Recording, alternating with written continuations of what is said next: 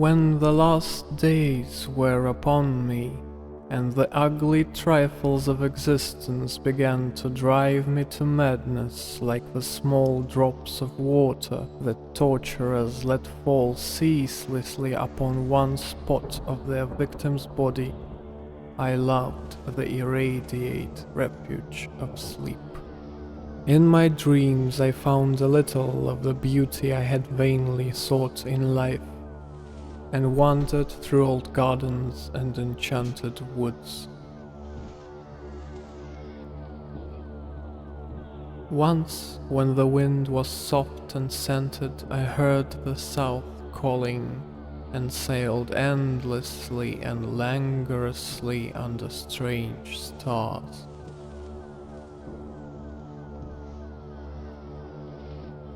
Once, when the gentle rain fell, I glided in a barge down a sunless stream under the earth till I reached another world of purple twilight, iridescent arbors, and undying roses. And once I walked through a golden valley that led to a shadowy groves and ruins, and ended in a mighty wall green with antique vines, and pierced by a little gate of bronze. Many times I walked through that valley, and longer would I pause in the spectral half-light where the giant trees squirmed and twisted grotesquely, and the grey ground stretched damply from trunk to trunk, sometimes disclosing the mold-stained stones of buried temples. And always the goal of my fancies was the mighty vine-grown wall with the little gate of bronze therein. After a while, as the days of waking became less and less bearable from their greyness and sameness, I would often drift in opiate peace through the valley and the shadowy groves, and wonder how I might seize them for my eternal dwelling place, so that I need no more crawl back to a dull world stripped of interest and new colors. And as I looked upon the little gate in the mighty wall, I felt that beyond it lay a dream country from which, once it was entered, there would be no return. So each night in sleep I strove to find the hidden latch of the gate in the ivied antique wall, though it was exceedingly well hidden.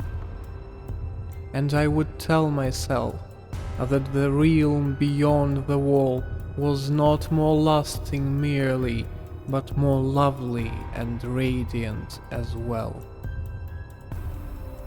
Then, one night in the dream city of Zakarion, I found a yellowed papyrus filled with the thoughts of dream sages who dwelt of old in that city, and who were too wise ever to be born in the waking world.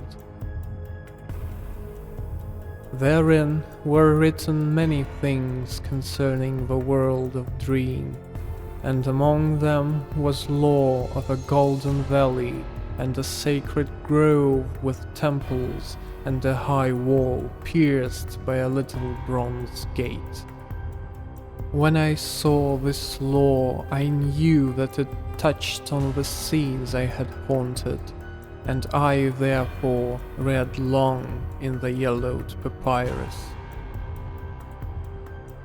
Some of the dream sages wrote gorgeously of the wonders beyond the irrepassable gate, but others told of horror and disappointment. I knew not which to believe, yet longed more and more to cross forever into the unknown land, for doubt and secrecy are the lure of lures, and no new horror can be more terrible than the daily torture of the commonplace. So when I learned of the drug which would unlock the gate and drive me through, I resolved to take it when next I awaked. Last night, I swallowed the drug and floated dreamily into the golden valley and the shadowy groves. And when I came this time to the antique wall, I saw that the small gate of bronze was ajar. From beyond came a glow that weirdly lit the giant twisted trees and the tops of the barrier temples, and I drifted on songfully, expectant of the glories of the land from whence I should never return. But as the gate swung wider and the sorcery of the drug and the dream pushed me through, I knew that all sights and glories were at an end.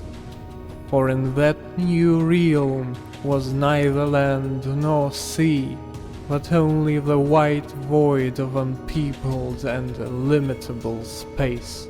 So happier than I had ever dared hope to be, I dissolved again into that native infinity of crystal oblivion from which the demon life had called me for one brief and desolate hour.